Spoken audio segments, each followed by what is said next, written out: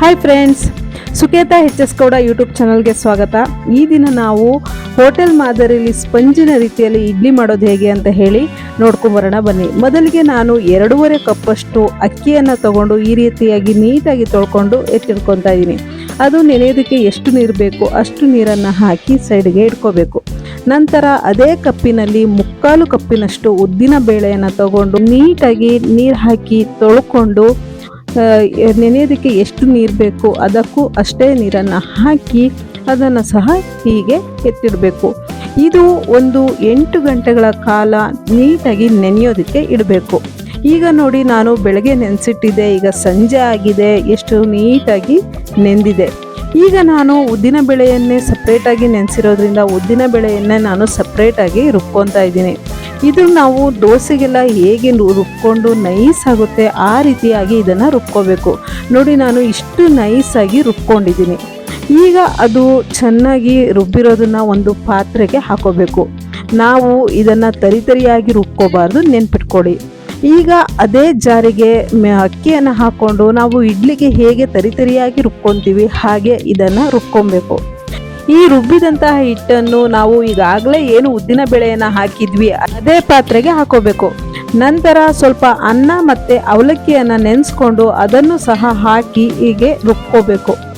ಈಗ ನಾವು ರುಬ್ಬಿದಂತಹ ಎಲ್ಲವನ್ನು ಹಾಕಿ ಅದಕ್ಕೆ 1 ಸ್ಪೂನಷ್ಟು ಅಡುಗೆ ಸೋಡಾವನ್ನು ಮತ್ತು ರುಚಿಗೆ ತಕ್ಕಷ್ಟು ಉಪ್ಪನ್ನು ಹಾಕಿ ನೀಟಾಗಿ ಹೀಗೆ ಮಿಕ್ಸ್ ಮಾಡಬೇಕು. ಈಗ ನೋಡಿ, ಮಿಕ್ಸ್ ಮಾಡಿರೋದಂತಹ ಹಿಟ್ಟು ನಾವು ಹಾಕಿದಂತಹ ಪಾತ್ರೆಯಲ್ಲಿ ಅರ್ಧದಷ್ಟಿದೆ. ನಾನು ಆದರೂ ಸಹ ಅದನ್ನು ಒಂದು ಬಾಣಲಿ ಒಳಗೆ ಇಡ್ತಾ ಇದ್ದೀನಿ. ಯಾಕೆ ಅಂದರೆ ಬೆಳಗ್ಗೆ ಆಗುವಾಗ ಉಕ್ಕಿ ಏನಾದರೂ ಹಿಟ್ಟು ಉಕ್ಕಿದ್ರೆ ಅದು ಕೆಳಗೆ ಚೆಲ್ಲಬಾರ್ದು ಅನ್ನೋ ಕಾರಣಕ್ಕೆ ಹೀಗೆ ಇಟ್ಟುಬಿಟ್ಟು ಅದಕ್ಕೆ ಒಂದು ಪ್ಲೇಟನ್ನು ಮುಚ್ಚಿ ಭಾರವಾದ ಏನಾದರೂ ಒಂದು ವಸ್ತುನ ಅದ್ರ ಮೇಲೆ ಇಡಬೇಕು. ನಾನು ಈಗ ಒಂದು ಕಲ್ಲನ್ನು ಇಟ್ಟು ಬಿಟ್ಟಿದ್ದೆ. ಈಗ ನೋಡಿ, ಬೆಳಗ್ಗೆ ಎದ್ದು ನೋಡಿದ್ರೆ ಎಷ್ಟು ನೀಟಾಗಿ ಉಕ್ಕಿದೆ. ನೋಡಿ, ಬಾಣಲಿ ಫುಲ್ಲು ಹಿಟ್ಟಾಗಿದೆ, ನಿಮಗೆ ಕಾಣಿಸ್ತಾ ಇದೆ. ಸೊ ಈಗ ನಾನು ಅದನ್ನು ತೆಗೆದು ನೋಡಿದ್ರೆ ನಾವು ರುಬ್ಬಿ ಇಟ್ಟಂತಹ ಹಿಟ್ಟು ಎಷ್ಟು ನೀಟಾಗಿ ಉಕ್ಕಿ ಬಂದಿದೆ ನೋಡಿ.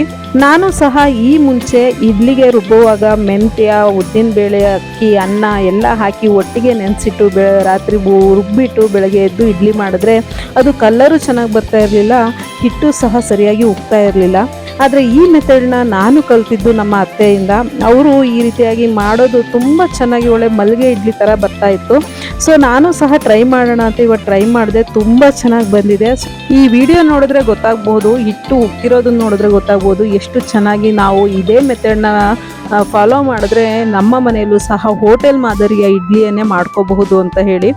ಈ ದಿನ ನಾನು ಸ್ವಲ್ಪ ಮಾಮೂಲಿಗಿಂತ ಬೇಗನೆ ಎದ್ದು ಅಡುಗೆಯನ್ನು ಸ್ಟಾರ್ಟ್ ಮಾಡ್ಕೊಂಡಿದ್ದೀನಿ. ಯಾಕೆ ಅಂದರೆ ನಾವು ಆಫೀಸ್ ವತಿಯಿಂದ ಒಂದು ಪೂಜೆಯನ್ನು ಇಟ್ಕೊಂಡಿದ್ವಿ. ನಾನು 6 ಗಂಟೆಗೆಲ್ಲ ನಾನು ದೇವಸ್ಥಾನದಲ್ಲಿ ಇರಬೇಕಿತ್ತು. ಬಟ್ ನನಗೆ ಮನೆ ಕೆಲಸ ಇರೋದ್ರಿಂದ ಇವನ್ನೆಲ್ಲ ಮುಗಿಸ್ಕೊಂಡು ಒಂದು 7 ಗಂಟೆಗಾದರೂ ಅಲ್ಲಿಗೆ ರೀಚ್ ಆಗೋಣ ಅನ್ನೋ ಕಾರಣಕ್ಕೆ ಬೇಗ ಮಾಡ್ತಾಯಿದ್ದೆ. ಬಟ್ ನಾನು ವಿಡಿಯೋನ ನಿನ್ನೆನೇ ಸ್ಟಾರ್ಟ್ ಮಾಡಿದ್ರಿಂದ ಇದನ್ನು ಕಂಪ್ಲೀಟ್ ಮಾಡಲೇಬೇಕು ಅನ್ನೋ ಕಾರಣಕ್ಕೆ ಸ್ವಲ್ಪ ಇನ್ನೂ ಬೇಗನೆ ಎದ್ದು ಈ ಇಡ್ಲಿಯನ್ನು ನಾನು ನಿಮಗೆ ಮಾಡಿ ತೋರಿಸ್ತಾ ಇದ್ದೀನಿ. ನೀವು ಮನೆಯಲ್ಲಿ ಮಾಡ್ಕೊಳ್ಳಿ, ತುಂಬ ಚೆನ್ನಾಗಿ ಬರುತ್ತೆ.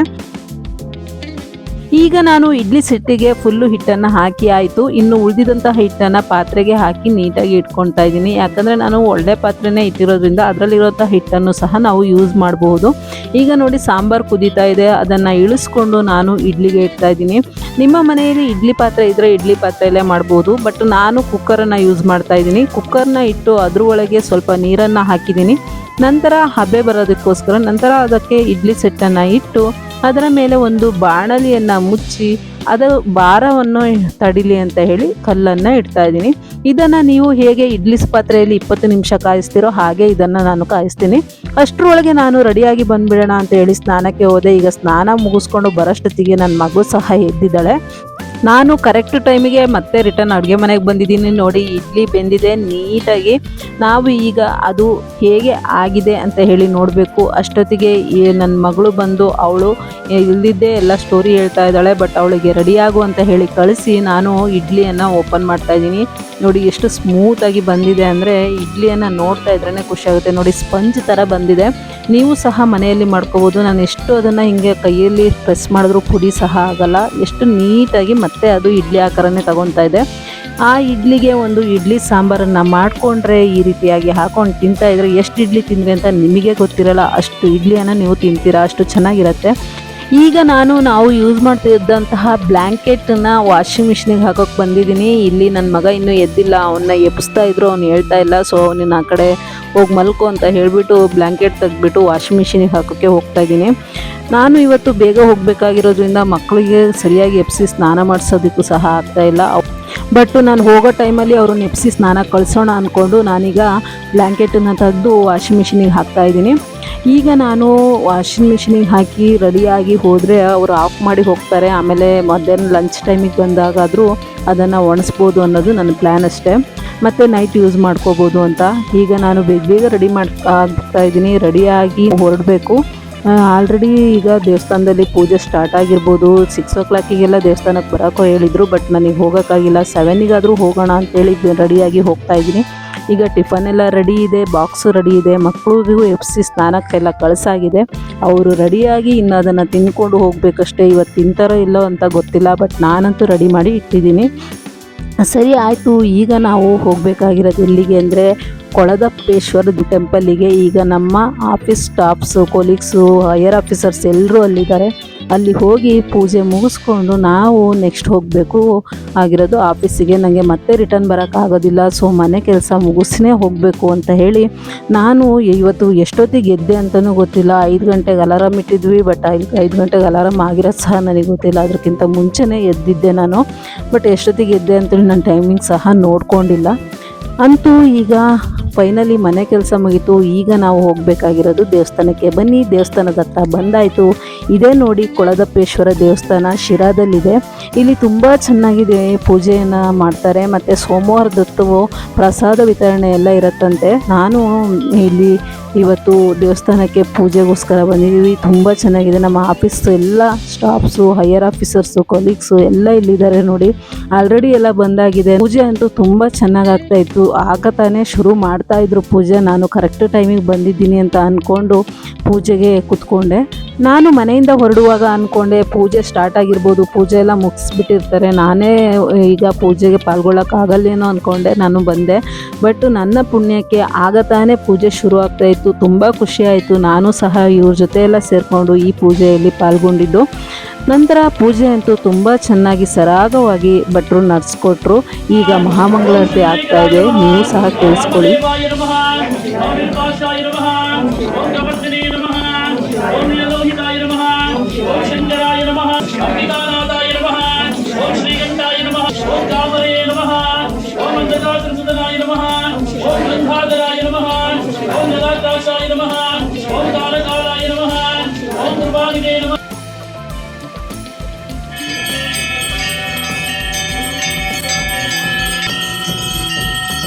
ನೋಡಿದ್ರಲ್ಲ ನಮ್ಮ ಆಫೀಸಿನ ವತಿಯಿಂದ ಎಷ್ಟು ಚೆನ್ನಾಗಿ ಪೂಜೆಯನ್ನು ನೆರವೇರಿಸಿದ್ವಿ ಅಂತ ಹೇಳಿ.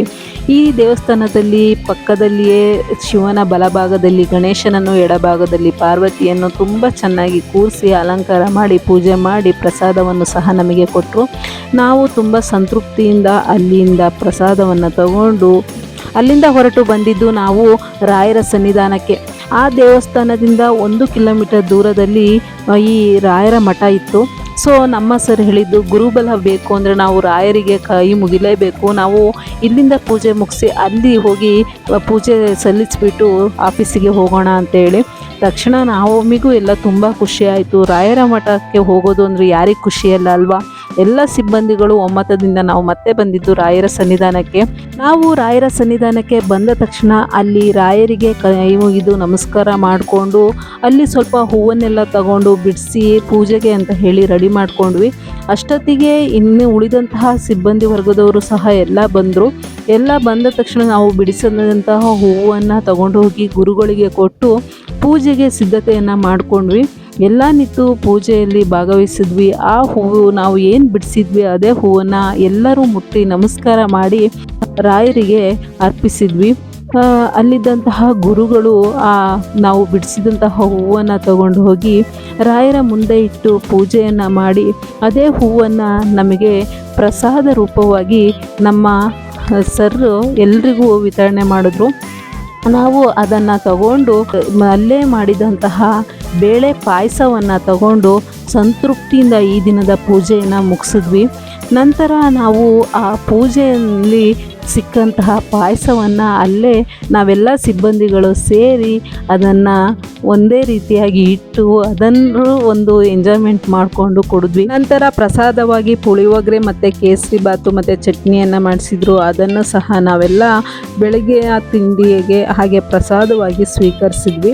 ಪ್ರಸಾದ ಅಂದರೆ ಎಲ್ಲೇ ಮಾಡಿದರೂ ಸಹ ತುಂಬ ಟೇಸ್ಟಾಗಿರುತ್ತೆ. ಸೊ ನಾವೆಲ್ಲ ಕೂತು ಅದನ್ನು ಸೇವಿಸಿದ್ವಿ. ಅಷ್ಟೊತ್ತಿಗೆ ಮಧ್ಯಾಹ್ನ ಆಗಿತ್ತು. ಮಧ್ಯಾಹ್ನ ನನಗೆ ಸ್ಕೂಲಿಂದ ಕಾಲ್ ಬಂತು, ನಿಮ್ಮ ಮಗಳಿಗೆ ಹುಷಾರಿಲ್ಲ ಮೇಡಮ್, ಬಂದು ಕರ್ಕೊಂಡೋಗಿ ಅಂತ. ನಾನು ಗಾಬರಿಯಿಂದನೇ ಸ್ಕೂಲ್ ಕಡೆಗೆ ಬೇಗನೆ ಹೋದೆ. ಆಗ ನೋಡಿದ್ರೆ ಅಲ್ಲಿ ಅವಳಿಗೆ ಹುಷಾರಿಲ್ಲ ಅಂತ ಹೇಳಿ ಅವ್ರ ಮೇಡಮ್ ಇಲ್ಲಿ ಕರ್ಕೊಂಬರ್ತಾ ಇದ್ದಾರೆ. ನಾನು ಬೆಳಗ್ಗೆ ಬೇರೆ ಅವ್ರನ್ನ ಕ್ಲೀನಾಗಿ ಟೇಕ್ ಕೇರ್ ಮಾಡೋಕ್ಕಾಗಿಲ್ಲ, ಅವ್ರನ್ನೇ ಹಾಗೆ ಬಿಟ್ಕೊಂಡ್ಬಿಟ್ಟಿದ್ದೆ. ಈಗ ಅವರ ಸ್ಕೂಲ್ ರೂಲ್ಸ್ ಪ್ರಕಾರ ಅವರ ಸ್ಕೂಲ್ ಡೈರಿಗೆ ಸೈನ್ ಮಾಡಿ ಅಲ್ಲಿಂದ ಅವಳನ್ನ ಕರ್ಕೊಂಡು ಮನೆಗೆ ಬಂದೆ. ಮನೆಗೆ ಬರುವಾಗ ಅವಳಿಗೆ ಸ್ವಲ್ಪ ಜ್ವರನೂ ಇತ್ತು. ಮನೆಗೆ ಕರ್ಕೊಬಂದು ಅವಳಿಗೆ ಒಂದು ಸ್ವಲ್ಪ ಮೆಡಿಸಿನ್ಸ್ ಹಾಕಿ ಮನೇಲಿದ್ದಂತಹ ಕೇಕು ಮತ್ತು ತಿನ್ನೋಕ್ಕೆ ಸ್ವಲ್ಪ ಅದು ಇದು ಎಲ್ಲ ಕೊಟ್ಬಿಟ್ಟು ನಾನು ಮತ್ತೆ ರಿಟರ್ನ್ ಆಫೀಸಿಗೆ ಹೊರಟೆ. ಜೀವನದಲ್ಲಿ ಪ್ರತಿಯೊಬ್ಬರಿಗೂ ಅವ್ರದ್ದೇ ಆದಂತಹ ಬ್ಯುಸಿ ಶೆಡ್ಯೂಲ್ಗಳಿರ್ತವೆ. ಹಾಗೆಯೇ ನನ್ನ ಇವತ್ತಿನ ಶೆಡ್ಯೂಲ್ ಹೀಗಿತ್ತು ಅಂತ ಹೇಳ್ತಾ ಇವತ್ತಿನ ವಿಡಿಯೋನ ಮುಗಿಸ್ತೀನಿ. ಮುಂದಿನ ವಿಡಿಯೋದೊಂದಿಗೆ ಮತ್ತೆ ಬರ್ತೀನಿ. ಈ ವಿಡಿಯೋದಲ್ಲಿ ಹೇಗೆ ಇಡ್ಲಿ ಮಾಡಬೇಕು ಎಂಬ ಮಾಹಿತಿ ಜೊತೆಗೆ ಗುರು ರಾಯರ ಹಾಗೆ ಸ್ವಾಮಿ ಈಶ್ವರ ದೇವರ ಆಶೀರ್ವಾದ ಸಹ ಸಿಕ್ಕಿದೆ ಅಂತ ಅನ್ಕೊತೀನಿ. ಈ ವಿಡಿಯೋ ಇಷ್ಟ ಆಗಿದ್ದಲ್ಲಿ ಸುಕೇತಾ HS ಗೌಡ ಯೂಟ್ಯೂಬ್ ಚಾನಲನ್ನು ಸಬ್ಸ್ಕ್ರೈಬ್ ಮಾಡೋದನ್ನು ಮರಿಬೇಡಿ. Thank you so much.